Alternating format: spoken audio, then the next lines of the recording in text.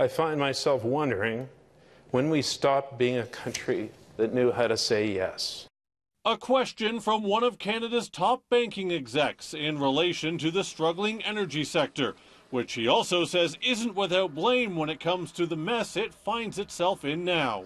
A recent report by the C.D. Howe Institute put the total cost of cancelled resource projects at $100 billion. That is the same amount that the federal government committed to spend on vital infrastructure projects 4 years ago.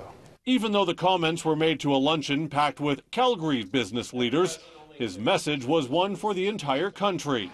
Desperately needed pipelines, processing, and export facilities are constantly bogged down by excessive regulation, misinformation, and indecision. As Canadians, we must not fool ourselves.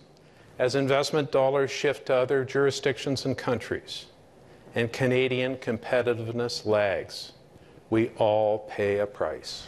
But despite the criticisms in support of oil and gas, he said point blank, the industry has made mistakes that aren't helping it now. You know, we've been blessed with this huge resource, and we haven't done a good job of harnessing the bounty of that.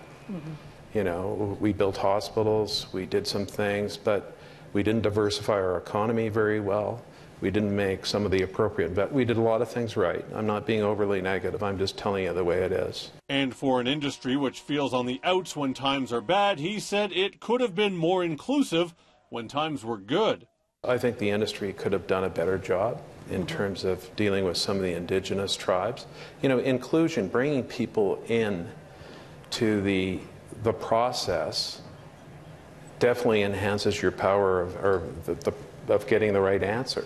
But there's always room for optimism. Canada is a good place to invest. Law, order, good government, all those things, that's respected. And it doesn't feel like that now for a lot of people in the room, but it will come back.